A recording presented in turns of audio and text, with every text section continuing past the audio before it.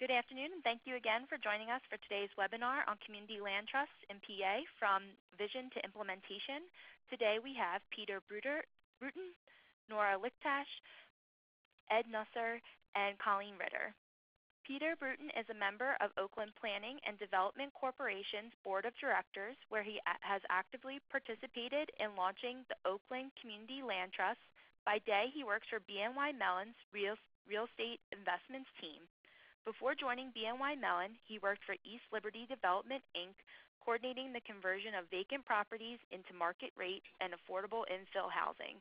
He grew up in Pittsburgh's West Oakland neighborhood and currently lives in Pittsburgh's Upper Hill District with his family.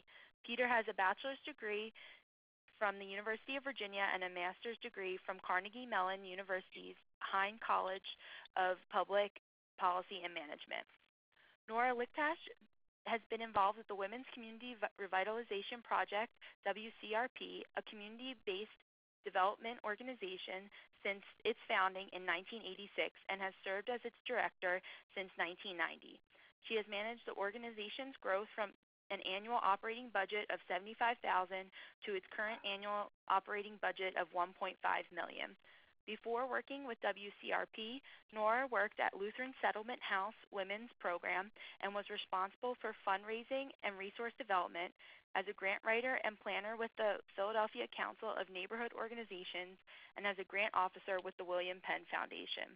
She is one of the founders of the Philadelphia Coalition for Affordable Communities and serves on the board of the Philadelphia Housing Development Corporation, Philadelphia Association of Community Development Corporations, and the Philadelphia's Housing Trust Fund. She also serves on the Affordable Housing Advisory Council on the Federal Home Loan Bank of Pittsburgh. Ed Nusser is the Real Estate and Planning Manager for Lawrenceville Corporation, where he has worked for the past 5 years. Since 2015, Ed has overseen the creation of Pittsburgh's first community land trust in Pittsburgh's most rapidly appreciating housing market. Next month, Lawrenceville Corporation will celebrate the successful completion of its first phase of CLT development with its 7th and final home sale. Colleen Ritter has worked in the affordable housing field for over 27 years, most of them in PA, except for 7 wonderful years living and working in England. Colleen has worked for the State College Community Land Trust for 18 years and has been a part of the organization's growth from 5 houses to almost 43. Thank you all again for joining us, and I'll turn the presentation over to Peter. Thank you, Colleen, and thank you everyone for participating.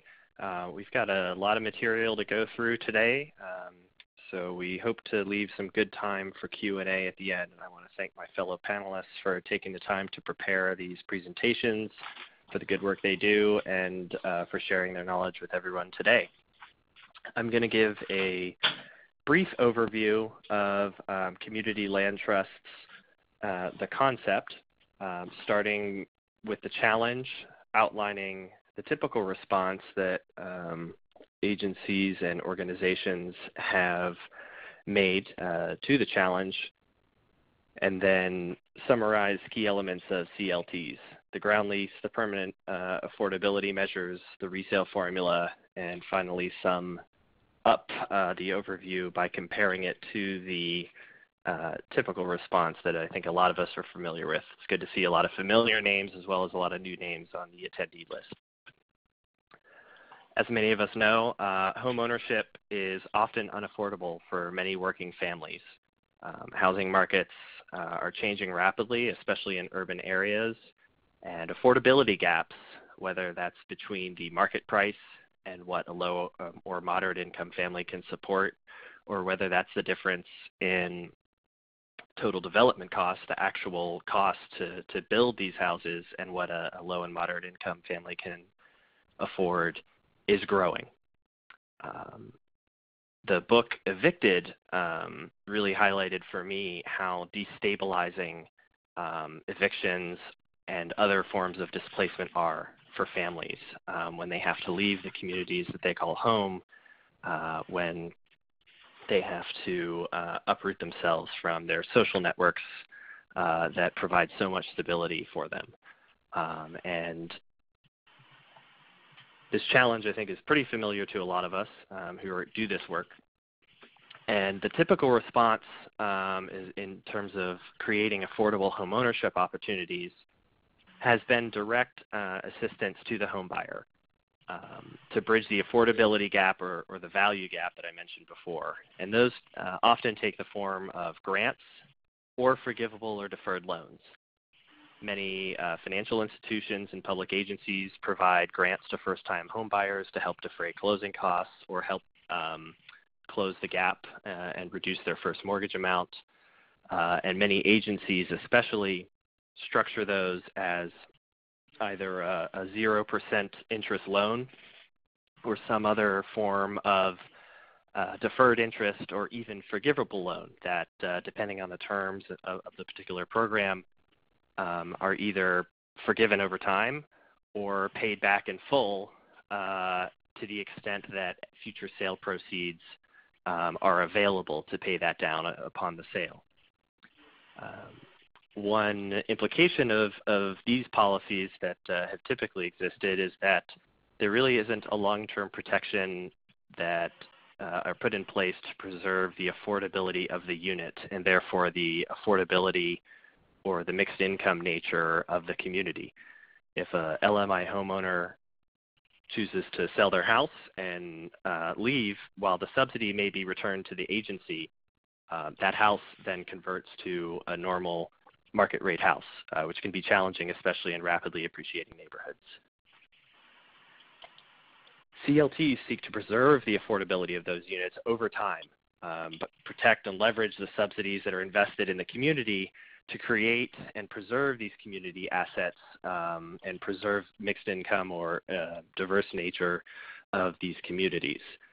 CLTs also tend to cluster their units and put other measures and supports in place that really come alongside these homeowners and support them as they often grow into normal market rate home ownership after often 7 to 10 years.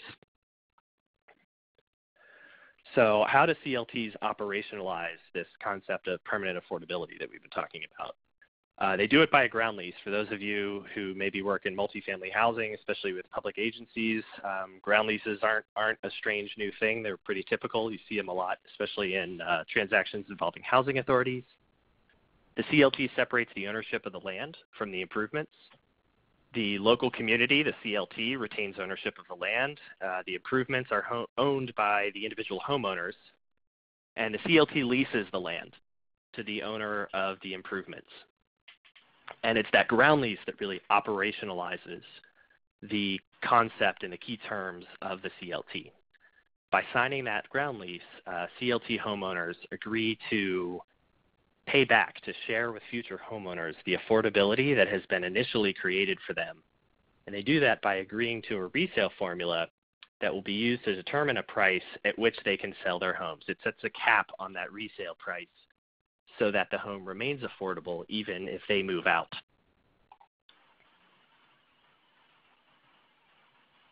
And the resale formula, as I mentioned, is that critical tool that maintains the permanent affordability. There are a couple different models, and each one of my co-panelists can talk about the model that they chose. There's one where there's a fixed rate of return, where a homeowner is entitled to a couple annual percentage points as a fixed rate of return on the value of their investment. There are the index models that index to whether it's area median income or the consumer price index. They index to an indication of economic health in the community. And there's the shared appreciation model that allocates a percentage of any appreciation between the homeowner and the land trust. Should note that these are caps. If the quality of the property degrades or the market in the neighborhood degrades, it's possible that the max sale price that's allowed under the resale formula may not be met. So there still is an incentive for the homeowners to maintain the house, and there is still some downside risk that the homeowners bear. To sum up the key differences between the typical model and the land trust model, the land trust imposes restrictions on use and resale value. In Oakland, where I work and where I used to live, there's a lot of pressure from student rental, so the homeownership restriction is an important asset to the community in addition to the resale value and the affordability. The CLT ground lease also requires permission prior to making some improvements. The CLT has to sign off on that, and a different mortgage is required. It's a leasehold mortgage instead of a fee mortgage for the bankers or the lawyers in the room. The key similarities, a homeowner is still responsible for all property taxes. They're eligible for all the tax benefits of traditional homeownership, and it's fully inheritable. They can pass that down and pass along that fixed, affordable monthly payment to their children and their heirs. With that, I will pass it off to Ed to talk about the Lawrenceville CLT. Thanks, Peter. I'm the first case study today on how CLTs have been implemented across the Commonwealth. And I see there are a good number of Pittsburgh folks on the call, but there are also some folks, I think, from across the state. So to provide a little bit of context, Lawrenceville is one neighborhood in the city of Pittsburgh, about 10,000 people. And as I mentioned in the intro today, is one of, if not the fastest growing real estate markets in the city, if not the state of Pennsylvania. Quickly to provide some context about how we're operating, why we chose a land trust, and the reality we find ourselves working in, I'm going to jump to this quick trajectory of this is the median single-family home sale price trajectory from 2000 to 2016 in our neighborhood. So in 2000, we were a neighborhood with no value. We were, honestly, a non-functioning real estate market, $25,000 median sale price. Well, over the last, just the first 16 years of 2000, we tacked a zero onto that median home sale price. And for any place, this type of rapid appreciation is alarming. But in a context like Pittsburgh, this is frankly unheard of. We've spent 60 years managing decline, dealing with questions of right sizing, and dealing with the concerns of folks whose homes are losing value every day. And so to pivot and to need to pivot as a city and neighborhood so quickly from managing decline to managing growth really shocked a lot of our systems. And we don't have systems in place to deal with a lot of this right now, frankly. And then moving to another look at what this median home sale price does. So this graph is a little complex, so let me just break it down for you. The blue line that you see is fairly flat. We went back and looked at historic mortgage rates for years 2010 through last year and historic numbers on family AMI for the Pittsburgh area. And that blue line signifies what probably, given the typical mortgage rate in that year and the 80% AMI figure for a household of four, what an 80% AMI family could maximally afford for a home purchase price. And then the orange line tracks our neighborhood median. And the takeaway here is that 2012 was really our neighborhood inflection point. That was the year, that was the last year in our neighborhood that an 80% AMI household could reasonably expect to get on Realtor.com and access a move-in ready home. So around that same time, we were also engaged in a neighborhood visioning process for a part of our neighborhood known as Upper Lawrenceville or the 10th Ward. And one of the key takeaways from that community planning process was that Upper Lawrenceville should be a place with housing for all, with housing across the income and ability spectrum, that no matter where you find yourself, you should be able to access safe, secure, affordable housing in our neighborhood. And so as one of the organizations tasked with carrying out community recommendations in the vision plan, we turned to looking at a number of models of how do we deliver this idea of housing for all. And around the same time, we were also lucky enough to participate in a regional planning process that looked at the feasibility and need for land trusts throughout the greater Pittsburgh area. And that there's a regional exploratory committee that was formed in 2015 to really look at this new model for our region of community land trusts. And in late 2015, that came back with a twofold recommendation. First, that land trusts are feasible and needed in the greater Pittsburgh area. And secondly, our national consultant from Burlington Associates, who guided the exploratory committee through this planning process, repeated almost ad nauseum, nothing breeds success like success. And so the key takeaway was find a project and find a place to prove this model, to prove that lenders will lend, to prove that appraisers will appraise, and to prove that buyers will buy these homes through this really unique ownership structure. At about that time, we, being involved in the planning process, put our hands up and said, we're a 30-year-old organization with a track record in development. We are used to being, frankly, the developer of last resort. And in our neighborhood, affordable housing would not be developed but for our activity. And so we put our hands up and said, we think we have properties that we can do this. We have the capacity. We have the track record. We'd like to be the ones to pilot this model. And so 2016 was the year that we talked about building the plane as we fly it.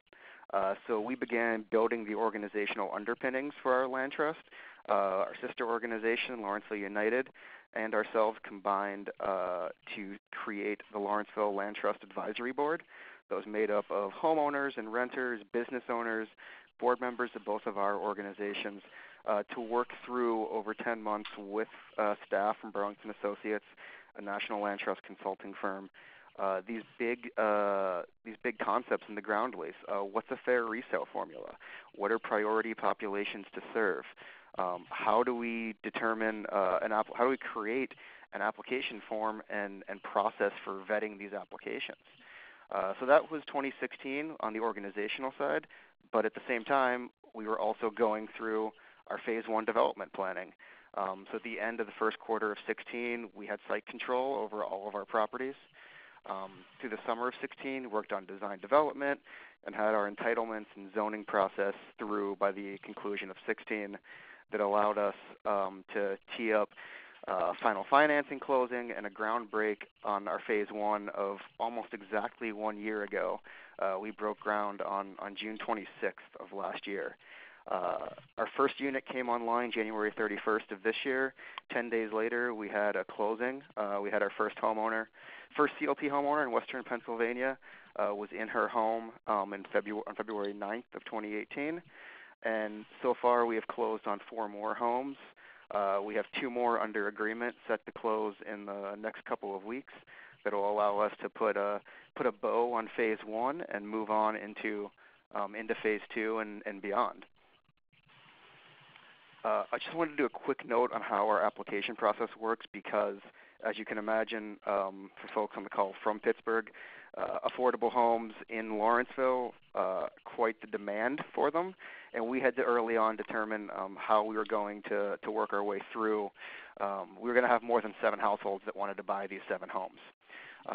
We have a full-time CLT coordinator on staff, Julia. Julia is responsible for all of our buyer outreach on the pre-purchase side and also post-purchase stewardship.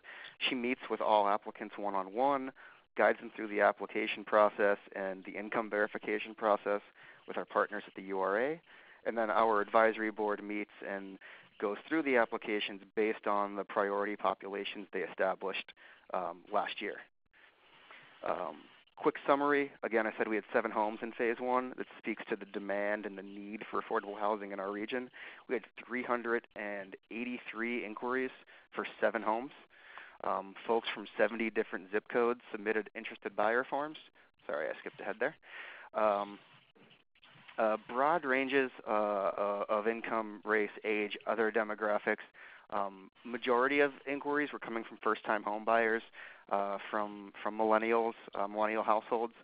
Also saw a significant number of older, senior, single individuals who are looking to downsize, empty nesters who are looking to move back to an urban area, many of whom were on a fixed income. And then lastly, I think on the employment spectrum, what we saw mirrored a lot of the national land trust expectations. That a lot of teachers, city employees, in our region, a lot of folks tied to the meds and eds. Almost a third of our inquiry forms came from folks who were employed by the University of Pittsburgh Medical Center or the University of Pittsburgh, which, fun fact, is about double what their labor force participation rate is. So in our region, about 15% of the labor force is tied to UPMC, the medical center, or to the University of Pittsburgh. But more than almost double that number were our ratio of interested buyers, which I think speaks to some wage disparity issues that we're beginning to see in the healthcare industry. And then lastly, this graph, I apologize, it's probably hard to see on your screen. It works better in paper. The orange dots, so every dot on here is one inquiry form we received for our program. The orange indicates the band of eligibility of the high 80% hard cap on income, and then down to a threshold that really begins to get into the question of income so low that mortgage eligibility isn't feasible. So as you see, of those inquiries that we received, the majority of them, frankly, were ineligible. For the folks below sort of the mortgage eligibility cutoff, we're working with partners at NeighborWorks to do budget counseling and credit counseling, keeping them on file and keeping touch time in place so that in future phases we can make sure those households are aware as units continue to come online. So with that, I am going to kind of close the book on Lawrenceville, and saw a couple of questions come through. That maybe we could just hold on to those for the later, because I want to make sure folks get through to hear from Philadelphia and State College. So we can come back to those questions that got typed into the chat box at the end of the presentation. So with that, I will hand it off to Nora. Great, thank you. So I'm going to be talking about a community land trust in Philadelphia that my organization is involved with called the Community Justice Land Trust. But before I do, I need to take a little bit of a step back and talk about why organizations in the neighborhood where we do most of our work came together to create this land trust.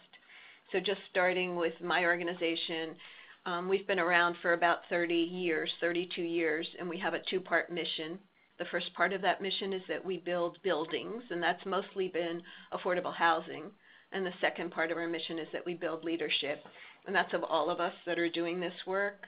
The neighborhood that we do the majority of our work is in North Philly, east of Broad Street, and these are the boundaries. And so to the right is the map of Philly, and that little orange square is where our core neighborhood is. Although, as we've been more involved in community land trusts, we've been invited to work in a number of other neighborhoods. But all of us who live, work, or worship in that neighborhood, we're starting to see a number of things, one of which the neighborhood really had faced a lot of what Ed was talking about, severe disinvestment. Factories closed down, they left, people followed the jobs.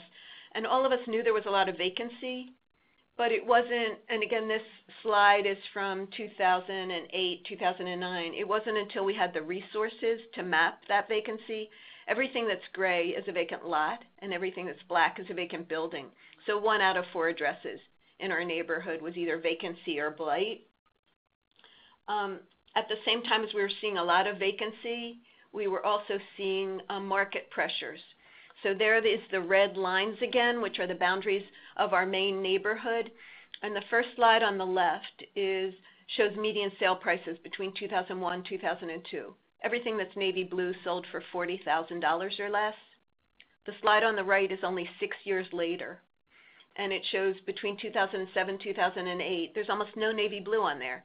And you can see close to the boundaries, properties are selling for above $150,000 in the neighborhood. So we were experiencing both of these issues, and organizations from our community came together because we felt like those forces were so far beyond any one of us. We wanted to come together as a coalition. And we also felt like we were people who live, work, and worshiped in the neighborhood and had the right to influence the development that was happening in our community. And that coalition used a tool that my organization's used a number of times called a listening project. And it's really just a technique where a group of community members come together to develop a set of questions and go out in teams of 2 to interview their neighbors, other people from their home and school, their mosque, their church. And in this listening project, there were more than 300 interviews. We asked questions about neighborhood change, about vacant land, and we also talked a little bit about this tool that was used in neighborhoods like ours that we had researched, a community land trust, where there's vacancy and some market pressure, and talked to people about that. So what do you do when you ask people questions? Oh, one more slide. This was how we talked about community land trust, so it's very much what Peter had just presented. In our case, we were talking about vacant land, especially publicly owned vacant land, being transferred to a community organization. And then many organizations restoring and putting that land back to use. The structures on the land could be owned by families, businesses, institutions, and the ground lease connecting up the land to the structures. So we talked to a lot of folks, so we wanted to come back to them and tell them what we heard. So this slide on the top is the report back meeting, where people were pretty interested in what other folks in the community were talking about, and there were some issues that were bubbling up that we might want to work on together. But people didn't really understand, like this community land trust thing. The community owns the land, people own the structures. So we had a meeting about 2 weeks later where we really talked fully through and kind of role-played and acted out and really debated the pros and cons of community land trusts. And at the end of that meeting, people were asked to put their name tags up on a continuum. This idea doesn't seem great for us, or this is a good idea. And you can see where most people voted, and it was at that meeting that we created the Community Justice Land Trust. In our CLT, initially, we decided to serve very low-income families, although that's shifting. So our first project that we looked at was rental housing, because that's who was getting pushed out of the neighborhood first. But you know, we have this land trust, but we don't have any land. One of our challenges is how do you get land into a land trust? And this slide just shows the market increases and pressures. So land was costing more and more and more. And so what we decided in our neighborhood coalition is that we should reach out to other neighborhoods and see if they were seeing some of the same problems. And many, many neighborhoods were experiencing problems with vacancy. And enough were experiencing problems with market pressures, but people really wanted to do something about this vacant land. And so a coalition came together that was a citywide coalition called the Campaign to Take Back Vacant Land. At the point this slide was put together, there were 47 groups. It actually ended up being more than 60. And this coalition wanted to use some state enabling legislation to encourage a land bank, a municipal land bank, to be created. So we identified some values, which were fairness, accountability, and transparency. And in December 2013, in fact, that legislation had been introduced and was passed. And we helped to write the legislation to ensure that our values were incorporated into that legislation. And the update on the land bank is another webinar. But another challenge that we were experiencing is it's hard to get land, but it's also hard to get money to develop that land. And especially in neighborhoods that were experiencing market pressure, it felt like a really big challenge.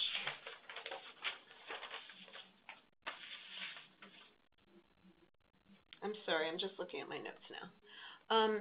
So I want to give some more data about what kind of was going on in the neighborhood at this time, in the city at this time. And this is a slide that just shows some data that our partners, our academic partners, pulled up. In the areas where there were the most transactions in North, South, and West Philly, you see that incomes are stagnant while housing costs are skyrocketing. So in the neighborhood where we have done most of our work in North Philly, these data is between 2000 and 2012, the cost to buy a house increased by 200%. Yet in that same neighborhood, incomes decreased. And you can see in other neighborhoods, it's just as strong. Another data point is lots of times when you talk about gentrification, many people who aren't affected adversely by it will say, well, there's no displacement that's really happening. That's just a myth. And this is just one data point to talk about displacement. You can see in the neighborhood where I do most of my work, there's 22% fewer African American households between 2000 and 2012. And our CLT was able to obtain some land in South Philly, and there almost a third of the African American households were gone between 2000 and 2012. So for us, that's more about getting together, and many of the same groups that joined together to help create our city's municipal land bank joined together. And the point of this was really to get new resources to develop affordable housing and preserve affordable housing by making market rate developers pay their fair share. The good news is legislation was introduced for what some people would call linkage or impact fees and passed yesterday in City Council, and now we're waiting with bated breath to see if our mayor is going to veto that legislation. But it would mean about $22 million more dollars a year into preserving and creating affordable housing. So our successes in our CLT are that we've developed 36 townhomes that start out as rental and will become homeownership. The slide is a little old. It was done in October 2016. We have 2 developments that are in the pipeline, and actually that's moved up to 4 developments, both homeownership as well as rental, some rental that will turn into homeownership and some rental that will stay affordable rental forever. We've deepened relationships with other organizations throughout the city who have become interested in this idea of sustained affordability. And we helped to convene a statewide collaboration of community land trusts throughout Pennsylvania, and that collaborative is working with the State Housing Finance Agency, with our Federal Home Loan Bank regions, particularly in Pittsburgh and around the country, to educate them about the importance of sustained affordability.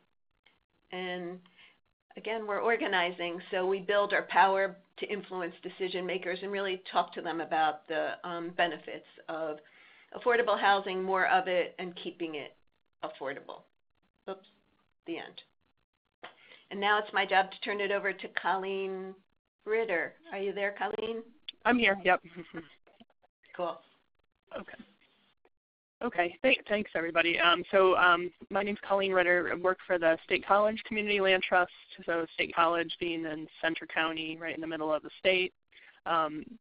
We've been around since 1996, and how the State College Community Land Trust was formed actually was in the State College Borough and the Planning Department, looking at what was happening in the borough in terms of how much we had about 20% owner-occupied homes and 80% renters at the time, and looking at different ways of trying to kind of increase home ownership as well as to do that. And so they just investigated this idea back in the mid-90s of a community land trust model.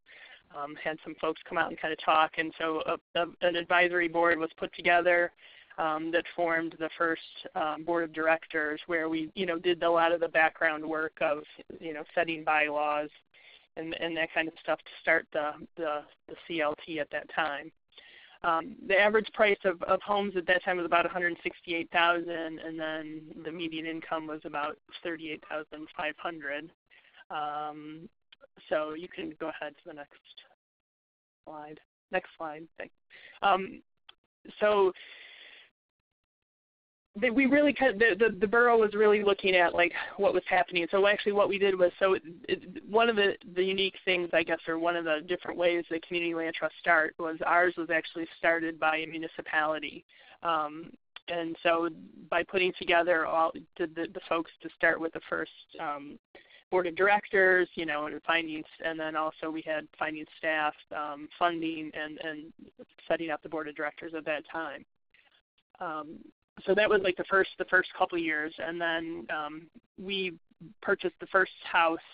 So a little bit about the area. So the borough itself is just kind of 4.5 square miles. There's obviously Penn State University is a big impact on the community, which is for many people work there, but also it has an impact of how many students actually live in town off campus, and which is a lot of things that drive up the price of housing in the borough. So we were able to we purchased the first house in 1998, and one of the things about the borough itself is that there's not a lot of land to develop. So what we've done in all of these years really is scattered site, buying properties, do renovations to them, and then sell the house onto an income qualified buyer. So it's just been kind of that we've kind of pretty much done that all these years. But and one of the things I can talk about is the resale formula. So when we started out, the resale formula was an appreciation resale formula, so a shared appreciation one.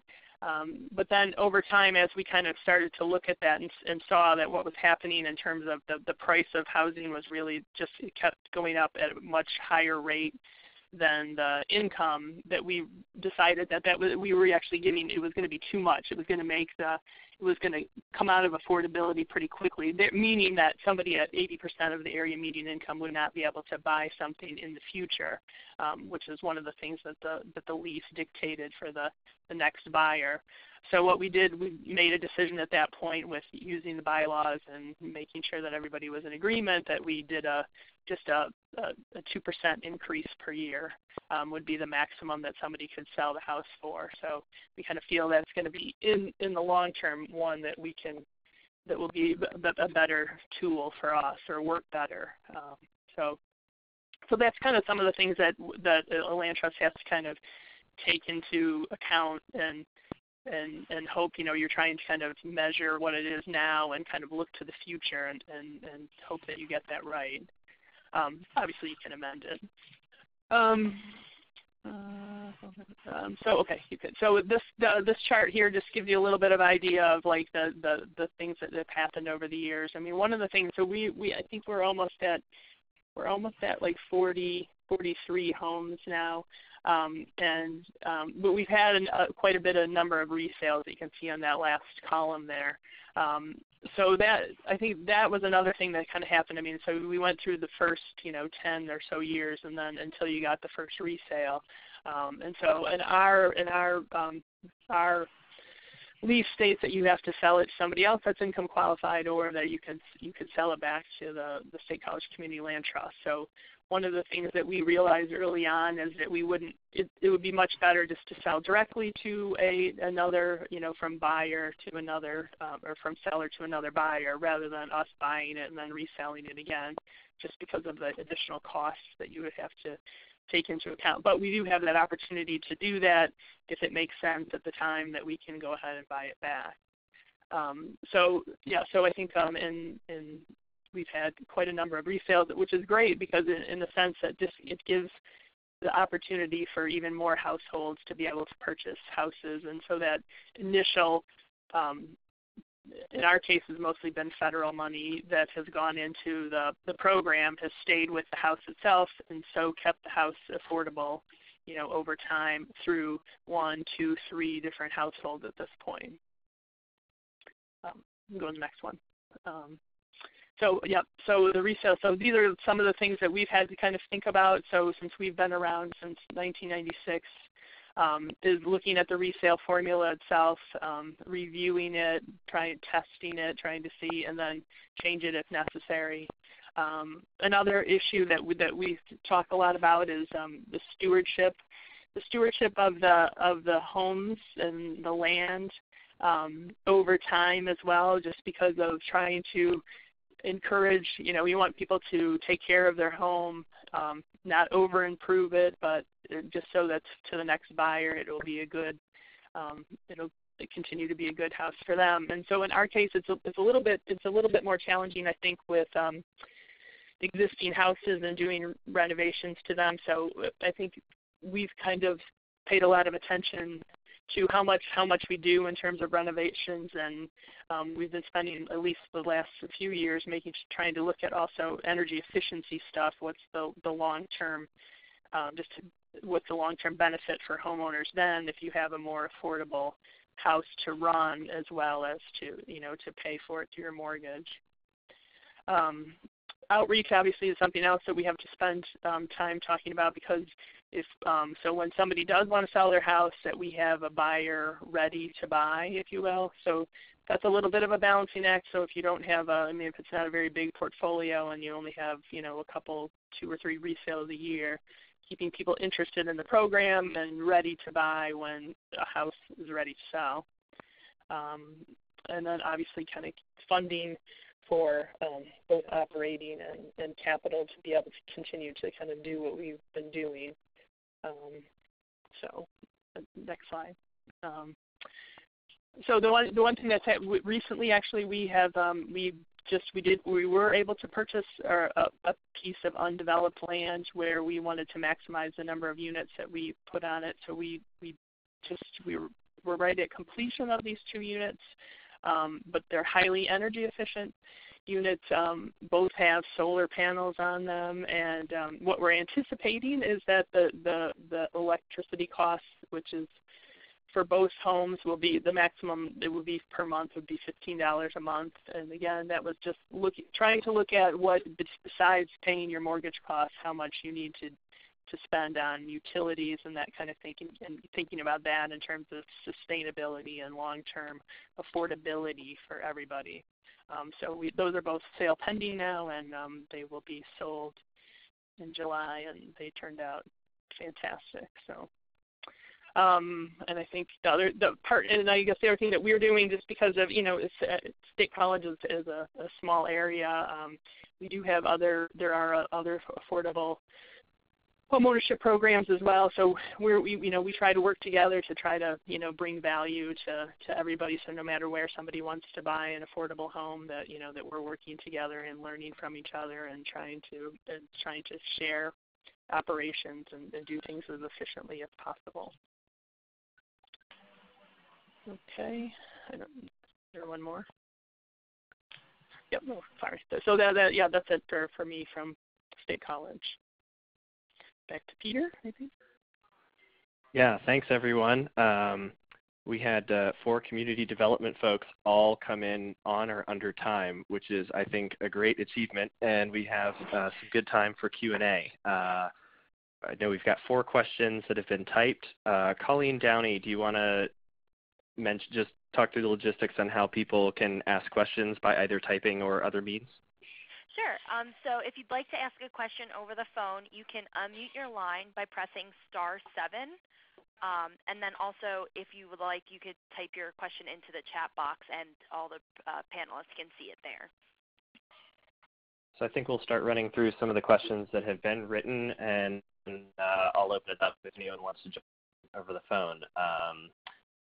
Ed, do you want to tackle the question about, in Lawrenceville, are new homes being built, or are these existing homes that have increased in value? And I think the question is asking about kind of the overall market value increase in Lawrenceville. Yeah, so the overall market, it's both. It's not an either or. There are single-family new construction homes being built. Those are a more recent phenomenon as the market's really picked up. That you see new construction homes going for north of $550,000 and $600,000. But there are also a significant number of rehabs going on. Just 15 years ago, you pick up a house for $25,000. Even if you could do that at $50,000 10 years ago or 5 years ago, frankly, even in some places, the economics are that you could buy a house at $50,000, put $200,000 in, and turn a profit now. So it's a mix of the market is active, and there's a significant flipper culture active in our neighborhood that is bordering on it or just is predatory. And then there's also new construction happening as well. Thanks, Ed. And we have a question from Dave Serafini. Can elaborate on the challenges that the CLTs have faced with mortgages for home buyers. I'll jump in with one clarifying point that the ground lease, which I think most of us are using,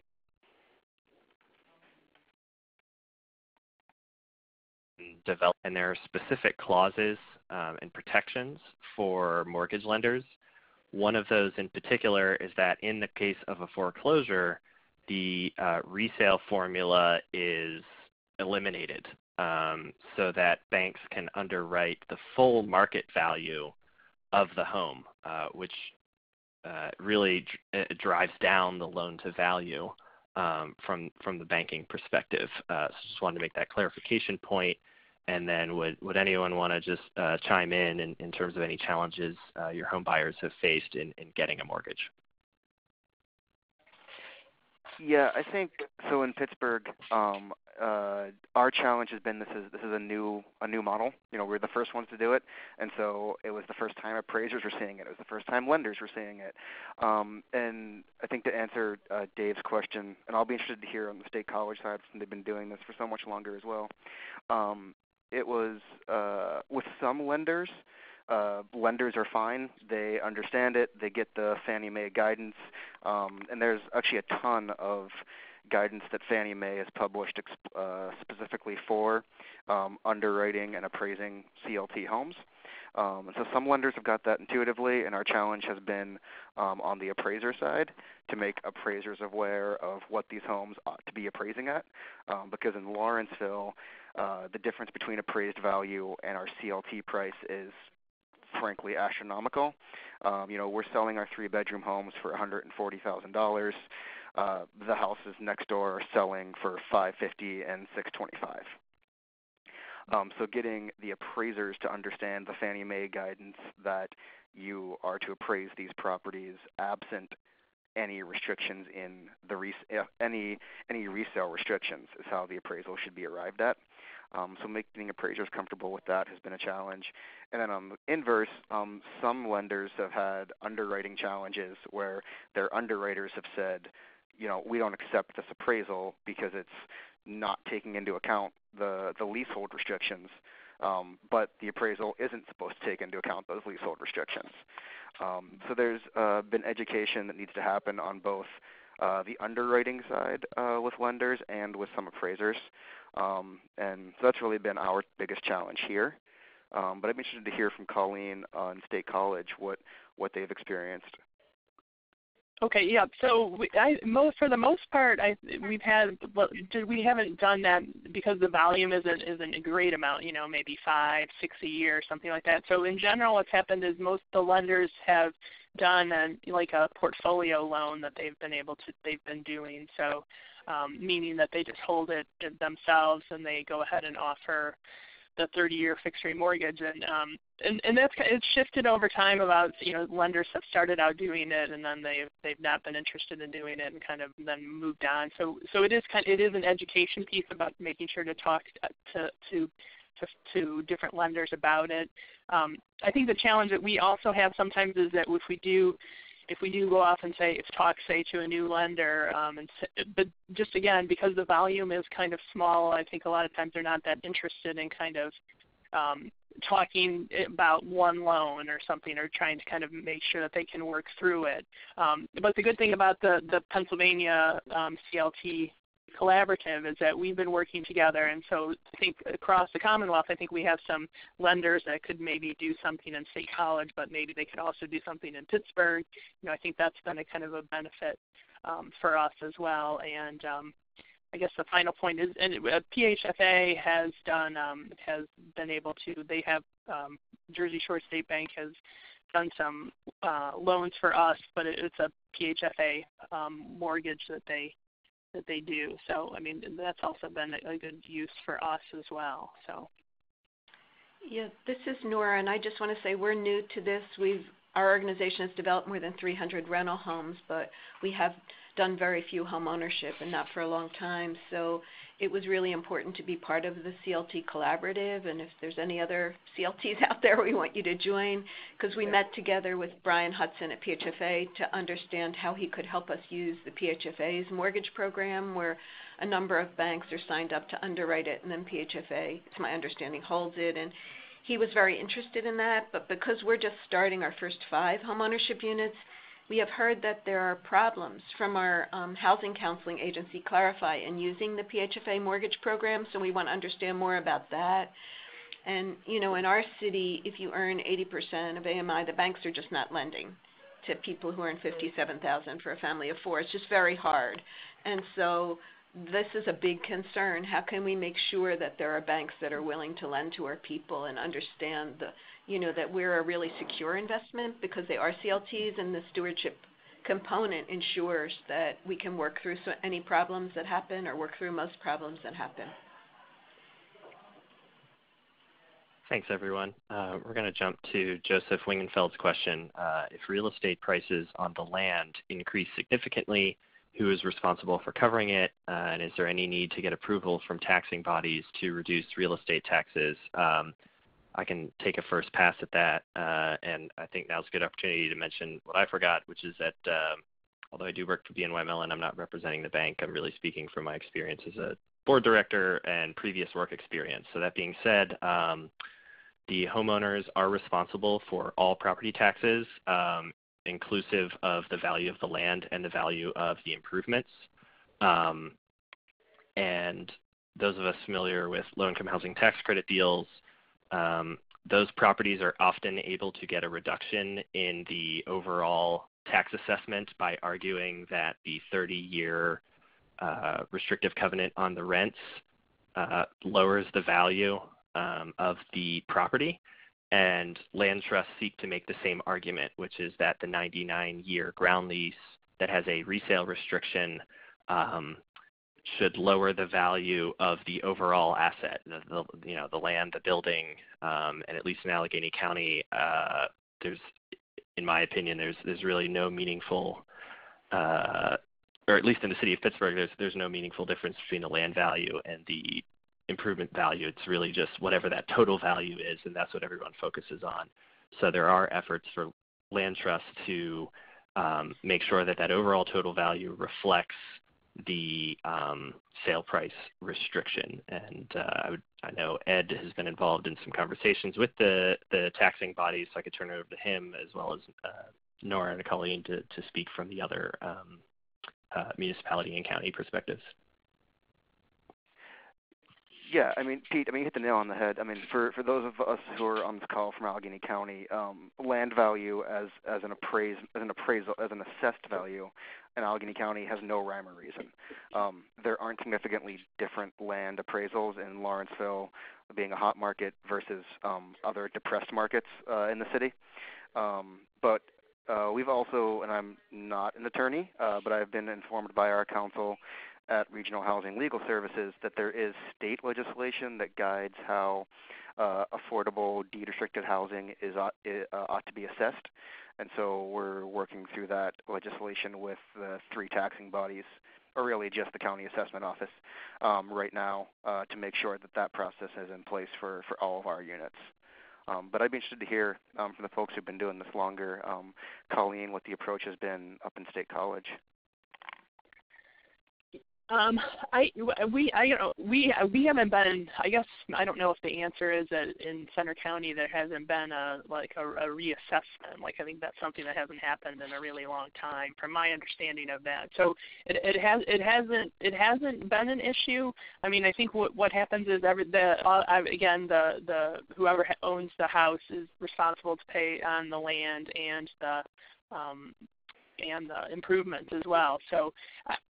We haven't noticed anything or had much conversation about it, so I can't talk too much about that. So it hasn't become an issue, I guess, as for now. In Philadelphia, some of this again is new to me, but we have a tax abatement across our city that was put in place to spur market rate development. So we are able to take advantage of that for at least 10 years. I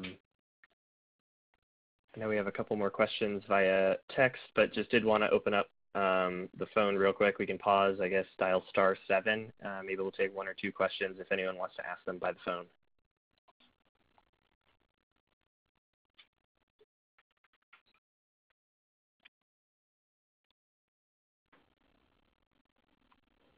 I know we do have a few more via text, so I guess phone questions going once. Going twice. We have a question from Richard. Understanding that land is now getting difficult as the land gets bid up, will scattered site CLTs become more common?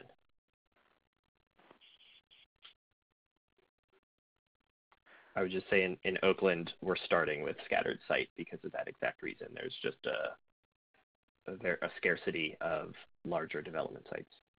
And the single-family nature or the duplex nature of CLTs mean that even if you had a larger site, some of the efficiencies aren't quite as great as if you'd be building a multifamily apartment on that site.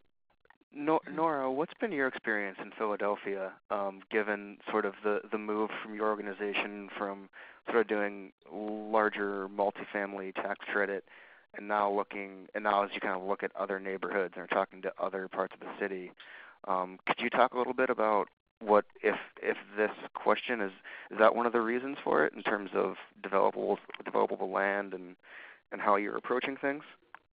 Well, as I said, in the neighborhood where we have originally done most of our development, there's still a lot of vacant land. And so our hope is that some of that land, of course, will be used for market rate development, but our hope is that some of it will be used for affordable housing, and that's happening now. And the land bank is in place to facilitate that, and so we have yet to see if that will work. But in some of the other neighborhoods we're coming in where there's almost no large parcels or no large parcels that can be publicly held. They're no longer tax delinquent, which the land bank can take, and they're not owned by any entity of the government. So we got the last large site in a neighborhood called Point Breeze in South Philly in Philadelphia. And there are hardly any neighborhood residents that aren't in very strong support of this community land trust in keeping this land affordable. So I agree. It's also expensive to get scattered sites, so getting a large site can be hard. But for us, we can do rental housing on scattered sites as well as we can do it on large parcels sometimes. So the issue is what's most needed in the neighborhood and how can we meet all of those needs, both for home ownership as well as for rental.